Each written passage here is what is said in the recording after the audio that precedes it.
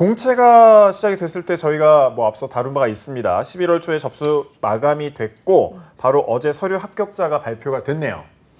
그렇죠. 어제 발표가 나고 이번 주 일요일 날 이제 필기 시험을 봅니다. 농협은행하고 농협중앙회 계열사가 총 이제 뭐 열 몇 개 정도가 채용을 해서 총 400명 정도 채용을 하는데 11월 3일까지 이제 서류 접수가 끝났고 어제 이제 24일이죠. 24일 날 서류 전형 결과가 발표가 났고 이번 주 일요일 날 28일 날 필기 시험을 봅니다. 필기 시험 발표가 이제 12월 10일 날 그러니까 좀 겨울이죠. 한참 겨울이고 우리 농협 계열사가 이제 그 중에 이번 하반기 중에서는 금융권 중에서는 제일 이제 뒤쪽에 있는 전형인데 12월 10일 날 이제 필기 발표가 나면 면접을 언제 보냐면 크리스마스를 전후해서 12월 20일 경부터 해서 이제 1월 2일 정도까지 그 1월 2일이 이제 그날이 연휴 끝나고 바로 첫날 아닙니까? 네. 근데 아마 1월 2일까지 볼 것 같지는 않고 12월 말쯤 되면 그냥 끝나지 않을까 싶은데 여기는 이제 계열사가 이제 좀 여러 군데가 있다 보니까 한 1월 2일까지 이렇게 계획을 잡아놨는데 1월 2일까지 이제 뭐 이어지지는 않지 않을까 생각을 하고 합격자 발표가 1월 12일 날 납니다. 그러니까 1월 12일쯤 되면 이제 실제로 2022년인데 그날쯤 되면 우리 농협은행과 농협중앙회 또 농협 계열사 전체적으로 이제 발표가 다 나고 채용이 확정되는 그런 이 일정을 가지고 있죠. 그래서 이번 주 일요일 날 이제 필기시험 보는 이 부분에 대해서 우리 취준생들이 지금 가장 좀 뜨겁게 생각을 하고 있지 않을까 이렇게 생각이 됩니다. 네, 오늘은 아무래도 이렇게 농협과 관련된 계열사들의 필기시험 위주로 아마 전략을 알려주실 것 같은데 들어보니까 이 농협의 필기시험은 논술시험이 포함되어 있다고 하더라고요. 예, 농협 계열사가 농협은행이 이제 대표적이고 또 농협중앙회가 대표적인데 농협중앙회와 농협은행은 5급, 6급, 7급이라고 하는 직급별 채용이 있습니다. 근데 6급하고 7급부터 여기서부터는 이제 논술 시험을 보지 않는데 5급 채용을 할 때는 항상 5급 이상은 이제 논술 시험을 봅니다. 근데 4급부터가 이제 우리 은행권에서는 책임자라고 하는 과장급인데요. 5급이 이제 은행권에서는 행원급, 그러니까 일반 기업으로 따지면 사원급이 되겠죠. 그래서 일반 사원급의 대졸 신입사원을 채용할 때, 그러니까 5급 채용을 할 때는 항상 논술을 봅니다. 그래서 농협중앙회, 농협은행, 뭐 NH손해보험 뭐 이렇게 각 계열사들이 5급 채용을 할 때는 논술 시험을 보니까 우리가 논술 시험에 대해서 준비를 좀 해야 되고 지금 현재 우리 농협은 논술 시험이 남아 있는데 조금 기존에 그러니까 조금 과거로 돌아가면 국민은행이라든가 기업은행이라든가 이런 것들도 논술 시험을 봤었습니다. 2018년도 이제 채용 비리 문제가 생기면서 객관식 필기 시험이 이제 도입이 됐습니다. 그러면서 이제 기업은행하고 국민은행은 논술 시험이 없어지고 농협은행만 객관식 필기시험 플러스 논술 평가를 지금 계속 보고 있는 그런 기업이죠. 참 이게 일정이 굉장히 얼마 안 남았네요. 뭐 논술까지도 이제 얼마 안 남았고 또 면접 같은 경우는 뭐 크리스마스와 함께하는 행복한 면접이 될 것 같다는 생각이 드는데 어제 서류 합격자 발표가 나고 일요일에 필기시험을 진행하잖아요. 며칠 만에 이제 준비를 해야 되는 건데 아무래도 이 방송을 보고 계신 분들이 준비하시는 분들이 굉장히 많은 팁을 얻어갈 수 있을 것 같아요. 자, 농협은행과 중앙회 등 계열사 필기시험 방식은 어떻게 진행이 되나요? 좀 다른가요, 계열사마다? 조금씩 다른데요. 거의 뭐 동일하다라고 봐도 무방할 것 같고 조금씩 다르다는 게 유형 자체가 조금씩 다를 뿐이지 전체적으로 1교시, 2교시, 3교시 보는 요 유형은 다 동일하고 제가 1교시, 2교시, 3교시를 한번 예를 들어 보면 우리 농협 계열사들이 특히 이제 여러분들이 많이 지원하는 농협중앙회나 농협은행 같은 경우에 1교시, 2교시, 3교시로 이제 진행이 되는데 지금 화면에도 나오고 있죠. 1교시가 이제 인적성 검사 평가 레벨 2라고 하는 과정을 봅니다. 레벨 2니까 레벨 1이 언젠가 있었겠죠. 레벨 1은 우리 여러분들이 지원하고 나서 그 서류 발표하기 전에 레벨 1을 다 보셨을 거고 온라인으로 이번에는 이제 오프라인으로 대면으로 인적성 평가 레벨 2라고 하는 요 과정을 1교시에 보고 여기 이제 45분이죠. 그다음 2교시가 이제 직무 능력 평가와 직무 상식 평가가 70분, 25분 해가지고 총 95분 시험을 2교시에 보고요. 3교시가 이제 논술 평가, 논술 시험으로 40분간 이렇게 봐서 거의 뭐 시간이 얼마쯤 되면 한 2시간 반, 3시간 가까이 이제 시험을 보는데 이번 주 일요일 날 아마 오전부터 하면 한 12시, 뭐 12시 반 이 정도 되어야 필기 시험이 다 마칠 거예요. 그래서 이제 우리 직무 능력 평가라고 하는 거는 이제 이 NCS라고 하는 이 시험이고, 직무 상식 평가가 이제 객관식 상식, 객관식 평가, 우리 경제금융 상식, 그다음에 논술 평가가 3교시 이렇게 필기 시험이 이루어집니다. 네, 이게 필기 시험이 굉장히 또 다양하게 보잖아요. 아무래도 그래. 유형들 중에서 걱정하는 부분이 있을 것 같은데 궁금하고요. 또 어떤 시간을 굉장히 중요하게 볼 것 같은지 그것도 궁금해요. 예, 지금 필기 시험 유형이나 이런 게 이제 아까 조금 전에 말씀드렸던 그 제가 인적성 평가 레벨 2, 요게 이제 우리가 레벨 1을 온라인으로 봤는데 거기에 이어서 이제 레벨 2를 보니까 여기서는 아무래도 여러분들이 그 인적성 평가 레벨 1에서 답변을 했던 내용과 레벨 2에서 답변하는 내용의 일관성이라고 하는 측면을 우리 취준생들이 좀 걱정을 합니다. 레벨 1에서 뭐 나는 이런 스타일이다라고 드러났는데 레벨 2에서 또 다른 스타일로 드러나면 둘 중에 하나가 이제 사실 좀 위조된 그런 거짓된 그런 평가 결과가 나오니까 그 부분을 우리가 여러분들이 좀 걱정을 하고 그 부분에 대해서 신경을 좀 쓰셔야 될 것 같고, 전체적으로 직무 능력 평가, 그러니까 NCS 평가는 뭐 여러분들 평상시에 계속 준비를 해왔을 거고, 직무 상식 평가 쪽으로 들어가면 여기가 이제 경제, 금융 상식, 그다음에 디지털이나 특히 이제 농협 계열사 같은 경우에는 농촌과 관련된 상식이 나온다는 특징이 좀 있습니다. 그 농촌이나 농업이나 뭐 이런 과정이죠. 뭐 예를 들어서 뭐 유통 과정이라든가 이런 것들을 그 도표로 주고 다음 빈칸에 들어갈 알맞은 과정은 하면은 뭐 추수다, 뭐 추매다, 뭐 이런 내용들이 들어가는 이런 농촌 농협과 관련된 이런 내용들이 이제 객관식 시험으로 출제가 될 수 있다라고 하는 게 특징이 있고, 그다음에 논술 평가는 이제 그 여러분들이 40분 동안 보는데 비중은 제가 봤을 때는 논술 평가가 제일 크다고 봅니다. 그래서 여러분들 1교시, 2교시, 3교시를 가면 가장 이제 중요한 게 3교시 쪽이다. 그러니까 1, 2, 3교시의 뒤쪽으로 갈수록 더 중요해진다. 이렇게 생각을 하시고, 뒤쪽에 이제 논술 평가가 가장 변별력이 큰 평가 항목입니다.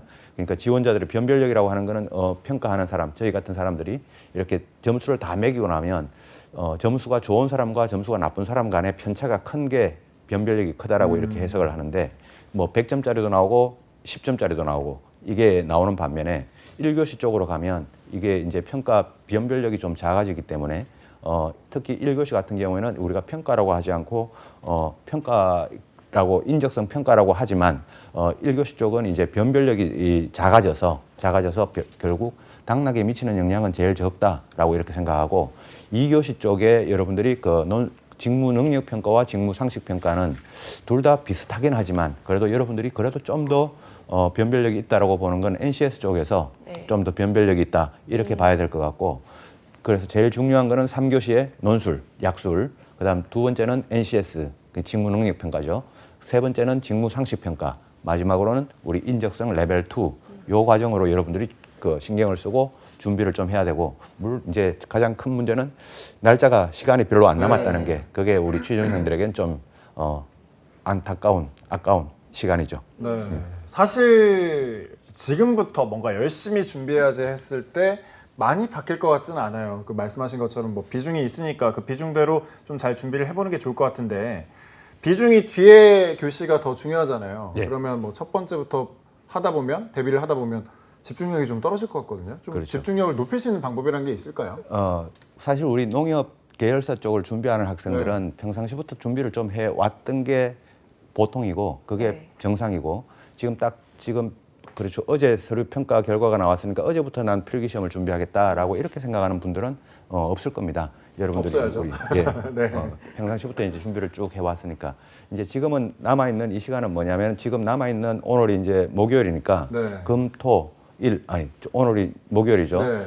금, 토 이제 이틀 남았는데 이 이틀 동안 어떻게 준비할 거냐라고 하는 이게 이제 우리 학생들한테 취준생들에게는 전략적 시간 배분이 될 텐데, 제가 봤을 때는 지금 인적성 평가를 여러분들이 준비할 필요는 지금 적어도 없고요.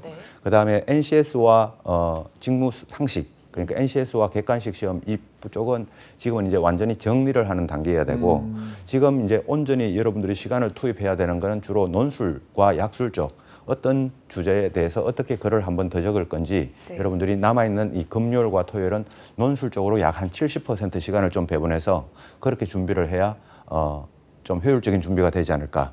그래서 일요일 날 여러분들 결전을 한번 봐야죠. 네.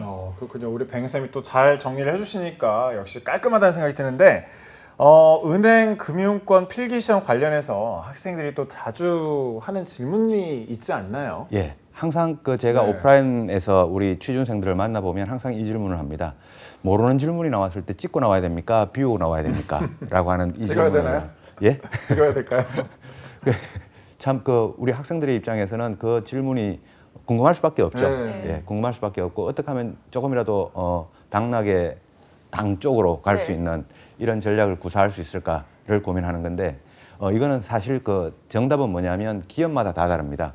이 평가를 하는 기업이나 외부 업체에 용역을 주게 되는데 이 외부 업체에서 이 문제를 가지고 평가하는 그러니까 이 답을 가지고 평가하는 방식에 따라 다 다른데 어떤 업체에다가 어떤 업체와 어떻게 용역을 이제 주고 계약을 하느냐에 따라 가지고 이 평가가 그냥 모르는 그러니까 틀린 부분 그러니까 오답이죠. 오답에 대해서 감점 시스템을 두고 있는 것도 있고 오답에 대해서 감점을 두지 않는 것도 있습니다. 근데 오답에 대해서 감점을 두지 않는 것은 그냥 찍고 나와도 상관없죠. 네. 네. 감점이 없으니까요. 오답이 나오더라도 감점이 없으니까. 근데 오답에 대해서 감점을 두는 평가 시스템에서는 여러분들이 찍고 나왔다가 잘못 찍으면 이제 감점이 되지 않습니까? 네. 그러다 보니까 이제 확률이 오지선다형인데 네. 확률은 5분의 1이고 그러다 보니까 오답 시 감점이 있다라고 이렇게 고지가 되는 경우에는 여러분들이 적어도 찍고 나오면 안 됩니다. 근데 우리 농협 같은 경우에는 이제 안내하는 시스템에서 안내 시에 면접관이나 평가 안내하는 분들이 안내를 해줄 겁니다. 여러분들에게 오답이 감점이 있다 없다 이런 내용에 대해서요. 근데 농협 현장에서요? 예, 시험 보러 가면 이제 안내를 해주죠. 안내를 해주는데 시험 보기 전에 안내를 해주는데 농협은 어떻게 안내를 해주는 게 상례인가 하면 오답 시 감점이 있을 수 있다. 자, 이제 이때는 어떻게 해야 될까요? 있을 수 있다. 그러니까 있다도 아니고 없다도 아니고 있을 수 있다라고 하니까 여러분들 입장에서는 그래도 보수적으로 해석해야 되는 게 여러분들 입장이겠죠. 그래서 오답이 있을 수 있다. 오답 시 감점이 있을 수 있다. 그러니까 이 농협 같은 경우에는 그래도 감점이 있다라고 생각을 하면 여러분들이 안 찍는 게 확률은 5분의 1이니까 안 찍는 게 정상일 것 같고 제가 만나는 분들에게도 평가 시스템에서 다 평상시에 시험 바로 직전에 안내해 주는 대로 따르면 그게 정답인데 그게 만약에 안내가 이런 식으로 나오면 가능하면 찍지 말고 아는 것만 마킹하고 나오자 이렇게 저는 취준생들에게 조언을 해주고 있습니다. 네. 문제마다 그럼 예를 들어서 정답이 2번인데 예. 1번과 2번과 예를 들어서 4번이 좀 헷갈려요. 예. 그러면 1번, 4번 정답만 인정이 되고 나머지는 오답이죠. 틀렸을 때 다 오답이에요, 그냥. 그렇죠. 공통적으로. 그렇죠. 그럼 헷갈려도 좀 안 되겠네요, 지금은. 방금 그것도 다 상당히 현실적인 네. 질문인데요. 만약에 1번과 2번 둘 중에 답이 하나인 것 같은데 그때 내가 찍어서 틀릴 경우도 있고 맞을 경우도 있지 네. 않습니까? 그 확률은 이제 50%죠. 근데 제가 조금 전에 말씀드렸던 건 완전히 모를 때, 그러니까 1번부터 5번까지 오지선다인데 완전히 모를 때는 그걸 하나 찍으면 확률은 20%밖에 안 된단 말이죠. 네. 이럴 경우에는 적어도 찍지 말아야 되고, 근데 여러분들이 금방 우리 황 MC님께서 말씀해 주신 것처럼 이 답이 2개 중에 하나인데 2개 중에 하나를 내가 찍었을 때 이거는 내가 오답이 될 확률이 50%밖에 안 되니까 네. 이럴 경우에는 여러분들이 찍고 나오는 게 낫지 않을까 저는 약간 생각을 홀짝 하고요. 게임이네요. 케이스 바이 케이스로 좀 네. 다르겠죠. 알겠습니다. 네. 전략적으로 접근을 해야 될 것 같습니다.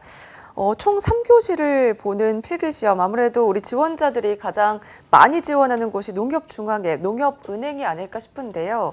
농협의 특징은 아무래도 객관식 평가든 주관식 평가든 농업, 농촌과 관련된 문제가 주로 나올 것 같거든요. 네. 그러면 취준생들이 농촌, 농업 관련된 공부를 어떻게 하면 좋을까요? 예, 사실 그 질문도 우리 취준생들이 상당히 많이 합니다. 사실 우리가 도심에서 그러니까 지금 우리 방송하는 곳도 우리가 서울이지 않습니까?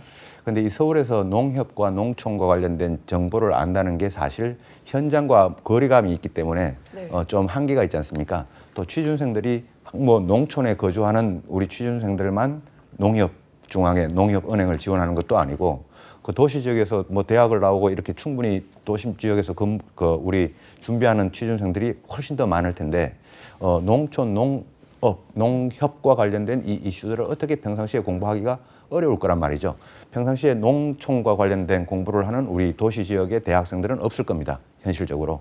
그래서 그럼에도 불구하고 여러분들이 이 농협과 농협 중앙회 또는 농협 계열사를 지원하려 그러면 제가 항상 학생들한테 하는 말이 뭐냐면 적어도 농협, 농촌, 농민과 관련된 신문들이 좀 우리나라에 네네. 있습니다. 네. 이 신문들을 그 오프라인으로 구독을 하라는 게 아니라 온라인에서 얼마든지 볼 수 있으니까 그 포털 사이트를 통해서 얼마든지 볼 수 있으니까 일주일에 하나씩이라도 좀 그 평상시에 읽어보는 훈련은 연습을 좀 하라라고 이야기를 하는데요. 그런 신문들이 가장 대표적인 게 농민신문이라고 있습니다. 농민신문은 우리 농협 중앙회나 뭐 준비하시는 분들은 한 번씩 들어보실 수 있는데 농민신문, 한국농정신문, 농업인신문, 한국농업신문, 한국농어민신문, 한국농정신문, 농축유통신문 이런 뉴스 언론사들이 그 언론사들이 농업과 관련된 농촌과 관련된 언론사들이 약 10개 가까이 됩니다. 평상시에 우리는 학생들은 이런 걸 잘 모르죠. 네. 모르다 보니까 적어도 농민신문 하나 가장 대표적으로 가장 많이 보는 게 농민신문입니다.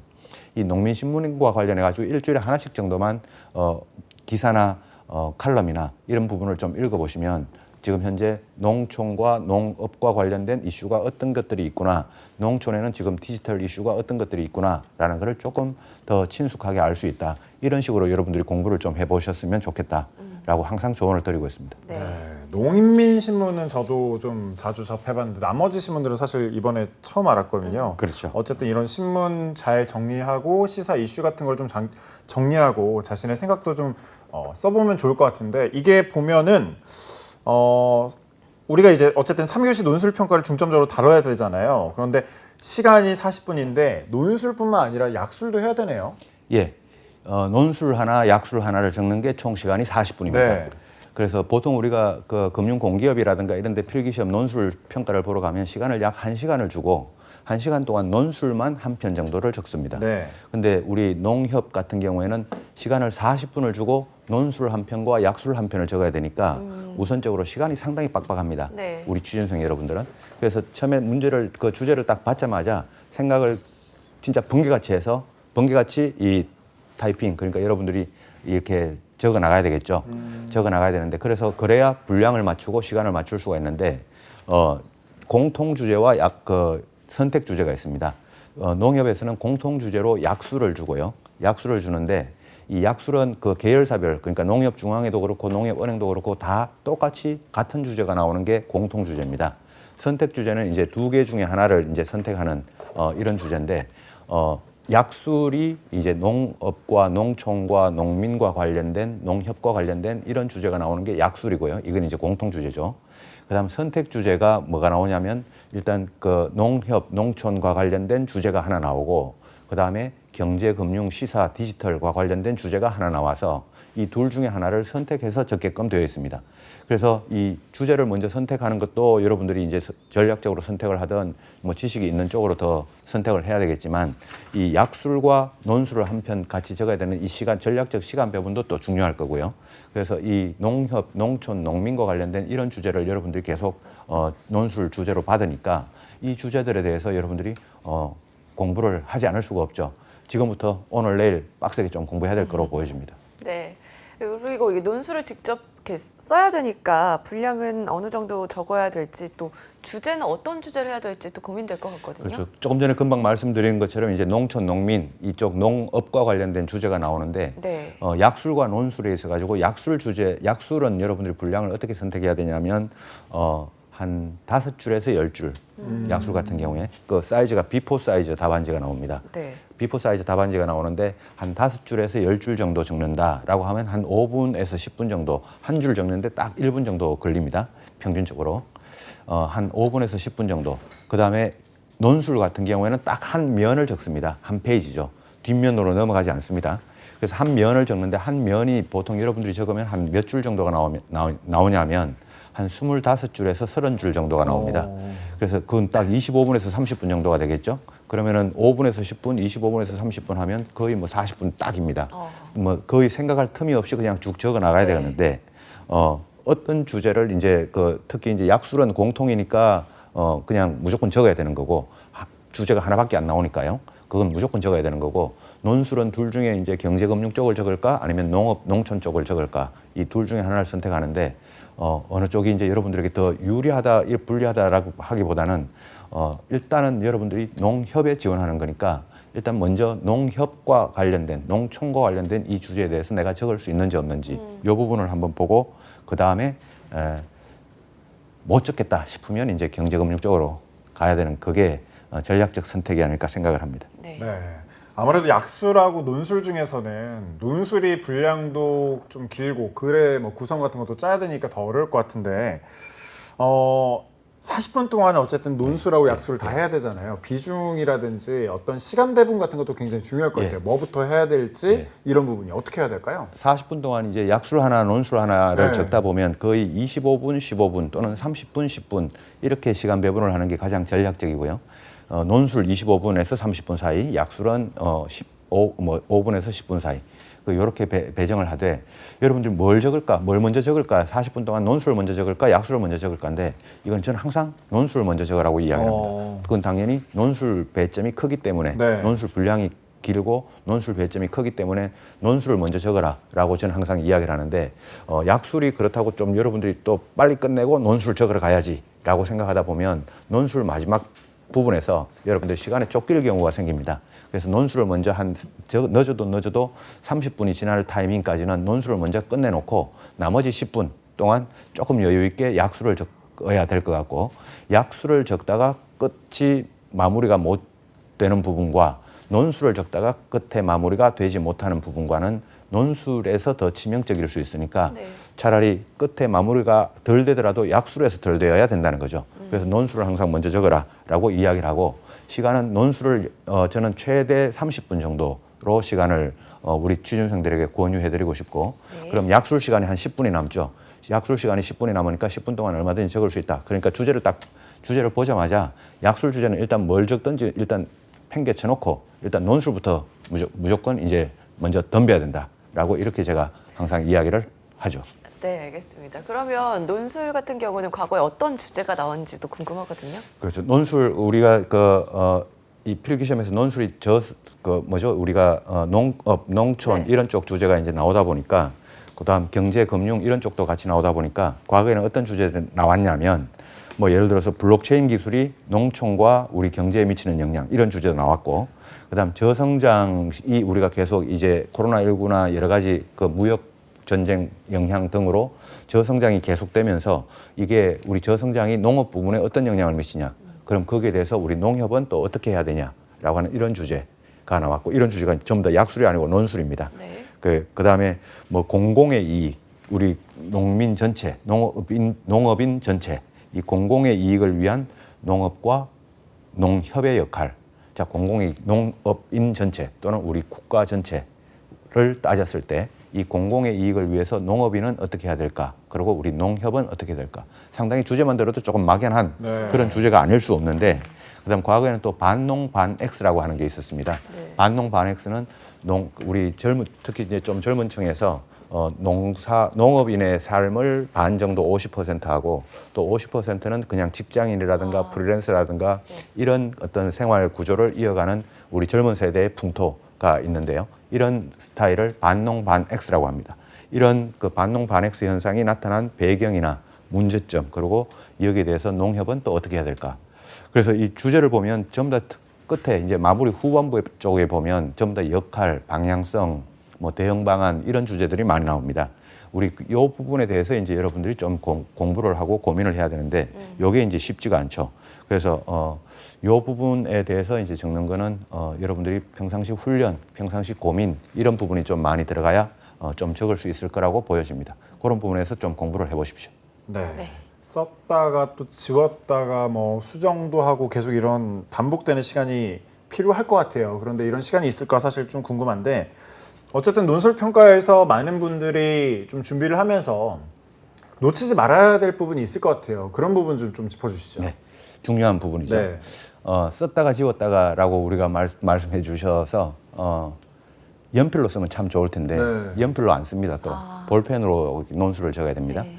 그러다 보면 연필로 적으면 나중에 이제 채용 후에도 나중에 비리 문제나 이런 문제가 또 연루가 될 수 있기 때문에 연필로 적지 않고 볼펜으로 적어야 되는데 볼펜에는 우리가 화이트라고 하는 수정액이 있지 않습니까? 네. 이게 또 주어지지가 않습니다. 그러다 보니까 네. 쫙쫙 그려야 썼다가 되나요? 지웠다 못하고 삭선을 해야 됩니다. 어... 그래서 썼다가 그었다가 해야 되죠. 그러니까 이게 많이 그어지면 또 보기가 좀 민망하지 않습니까? 답안지가. 그러다 보니까 많이 그을 수도 없습니다. 그러니까 좀 깨끗하게 적으려 그러면 여러분들이 실수를 가능하면 오타를 안 내야 되겠죠. 그래서 그것도 좀 고민일 거고요. 자, 근데 이제 금방 우리 질문 주셨던 것처럼 진짜 중요한 핵심 영역이 뭐냐라고 하면 약술이라고 하는 거는 여러분들의 지식을 묻는다 이렇게 생각을 하시면 좋겠고, 그다음에 논술이라고 하는 거는 여러분들에게 고민을 묻는다라고 이렇게 생각을 해주시면 좋을 것 같습니다. 보통 약술이라고 하면 이러이런 어떤 블록체인의 기술과 블록체인의 기술이 뭐 농촌 경제에 미치는 영향 요 정도까지의 어떤 주제가 나오는 부분이 약술 주제입니다. 그래서 여기는 어떤 여러분들의 고민이 별로 들어갈 게 아니라 여러분들이 공부를 어떻게 했냐라고 하는 이 부분이 영향을 미칠 거라고 보여지고요. 네. 그래서 약술을 위해서는 여러분들이 공부를 해야 되죠. 고민을 하는 게 아니고. 근데 논술은 아까도 봤듯이 뒤에 방향성, 역할, 대응 방안 이런 주제들이 나옵니다. 이 논술은 이 방향성, 대응 방안 이거는 여러분들이 공부를 아무리 해도 모릅니다. 이거는 여러분들이 고민을 하고 생각을 해야 됩니다. 네. 그래서 이거는 생각의 영역이라고 제가 이제 이야기를 하는데 약술은 여러분들의 지식의 영역이고요. 논술은 여러분들의 생각의 영역이다. 이렇게 제가 좀 대별시켜서 이야기를 하면 항상 여러분들이 논술 답변을 적을 때 이 한 면을 적을 때 뒤에 방향성, 그다음 대응 방안, 역할 이런 주제가 나오면 이 부분에 대한 분량이 길어야 됩니다. 이 부분에 대한 분량을 여러분들이 길게 적을 수 있어야 여러분들이 고득점을 받을 수 있다. 이게 논술 부분에서는 핵심 포인트가 네. 될 수 있겠죠. 그런데 이 글씨 이렇게 쓰다가 보면 어쨌든 뭐 수정 테이프가 없으니까 이렇게 뭐 긋고 해야 되잖아요. 근데 그렇죠. 빨리 써야잖아요, 또 시간이. 네, 맞습니다. 그러면 이제 많은 사람들이 좀 불안해할 게, 사실 저 같은 경우는 글씨를 그렇게 뭐 잘 쓰질 못해요. 예쁘게 못 쓰기 때문에. 근데 급해지면 더 막 이렇게 갈겨 쓰게, 악필까지는 아니고, 전 그냥 뭐 알아보기는 좋은데, 좀 별로 안 예쁜 약간 그런 느낌이에요. 근데 어쨌든 쓰다 보면 막 글씨가 막 못 알아볼 수도 있잖아요. 그럼 이제 궁금한 거죠. 내가 이렇게 글씨를 썼는데 심사위원들 글씨 못 썼다고 좀 안 보는 거 아닐까? 알아볼 수는 있을까? 떨어지는 건 아닐까? 제가 제가 항상 그것도 많이 질문을 합니다. 우리 취준생들이. 저 되게 악필입니다. 이 글씨체도 괜찮습니까? 라고 이렇게 질문하는데, 그리고 내가 어떻게 쓰는지 한번 보자. 그러고 논술을 이제 테스트를 하면서 실제로 쓴 걸 한번 봤어요. 보니까 거의 그림을 그렸더라고요. 겨우 알아보긴 알아보겠어요. 근데 그 친구가 합격했습니다. 그 말은 여러분들이 악필을 걱정하시는 분들이 있는데 은행에서는 평가위원들은 여러분들 글씨를 보지는 않습니다. 그러나 글씨를 가능하면 더 예쁘게 적으면 당연히 좋긴 하겠죠. 네. 그러나 여러분들의 생각을 보고 여러분들의 논리를 보는 거니까 악필에 대해서는 적어도 그림을 그려도 합격하는 친구를 제가 봤으니까요. 여러분들이 글씨를 쓰기만 한다면 여러분들은 글씨 때문에 고민할 필요는 없습니다. 빠르게 생각을 표현하는 게 좋겠네요. 네, 알겠습니다. 당장 이번 주말에 논술 평가를 이제 하는 지원자들이 있을 텐데요. 궁금할 것 같아요. 지금 농업, 농촌과 관련된 어떤 이슈들을 공부하면 좋을지 조언해 주신다면요.